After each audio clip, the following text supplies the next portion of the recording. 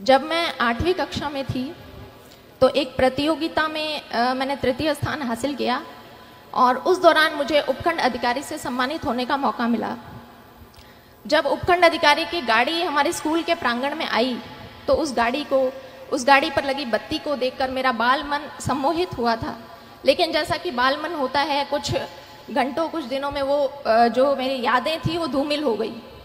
उसके पश्चात 10वीं कक्षा में फिर से मुझे मौका मिला जब मैं जिला कलेक्टर महोदय के द्वारा सम्मानित हुई। उस वक्त मैंने तय किया कि इस पद में, इस पोस्ट में कुछ तो है कि इसका इतना मान और इतना सम्मान होता है। लेकिन फिर वही चीज़ें हुई कि मैं उन चीज़ों को भूल गई।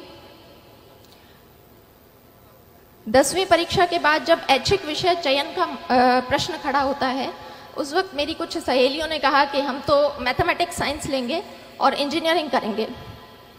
उनकी बातें सुनकर मैं भी अपने घर गई और पारिवारिक मंच से मैंने भी ऐलान कर दिया कि मुझे इंजीनियर बनना है। उस वक्त बहुत सारे प्रश्न आए कि लड़की इंजीनियरिंग करके क्या करेगी, लड़की को इंजीनियरिंग करवाने का क्या फ़ायदा है। लेकिन वहाँ मैं धन्यवाद देना चाहूँगी अपने पिता को, जो ढाल बनकर मेरे सामने खड़े रहे और मेरे इस निर्णय का पूरा उन्होंने सम्मान किया और मुझे इंजीनियरिंग की पढ़ाई पूरी करवाई। इंजीनियरिंग की पढ़ाई 4 साल पूरी करने के बाद मैं फिर से एक ऐसे बिंदु पर खड़ी थी जहाँ से बहुत सारे रास्ते निकल रहे थे और उन रास्तों में से मुझे किसी एक रास्ते का चयन करना था। कोई विशेष गाइडेंस, मार्गदर्शन तो मेरे पास नहीं था, लेकिन परिवारजनों से विचार विमर्श किया और तय किया कि बैंक की काफ़ी भर्तियाँ खुली हुई है और मुझे बैंक का एग्ज़ाम देना चाहिए। इस एग्ज़ाम तैयारी के दौर में कास्ट सर्टिफिकेट के लिए मुझे फिर से उपखंड अधिकारी के कार्यालय में जाने का मौका मिला। उस दिन उनके कार्यालय के बाहर भीड़ को देखकर फिर से एक बार मुझे लगा कि इस पोस्ट के लिए मैं ट्राई कर सकती हूँ। घर आकर मैंने दबी आवाज़ में अपने पिता से पूछा कि उपखंड अधिकारी बनने के लिए मुझे क्या करना होगा। और उस वक्त ये प्रश्न पूछते वक्त मेरे पिता की आंखों में जो चमक थी, वो चमक मेरे लिए मोटिवेशन बनी। बाद में पता चला कि मेरे पिताजी ने भी अपनी युवावस्था में इन परीक्षाओं की तैयारी की थी, लेकिन वो सफल नहीं हो पाए। तो मैंने तय कर लिया कि मुझे इस परीक्षा को देना है और इसमें सफल भी होना है। तो इसी तरह से आप भी अपना सेल्फ मोटिवेशन देखें, कौन सी ऐसी चीज़ है जो आपको अपनी जर्नी के दौरान मोटिवेटेड रख सकती है। मैंने RS 2013 की परीक्षा दी, उसमें मेरी 77वीं रैंक से चयन हुआ। लेकिन चूंकि RS के पद कम थे, इसलिए मुझे राजस्थान लेखा सेवा अलॉट हुई।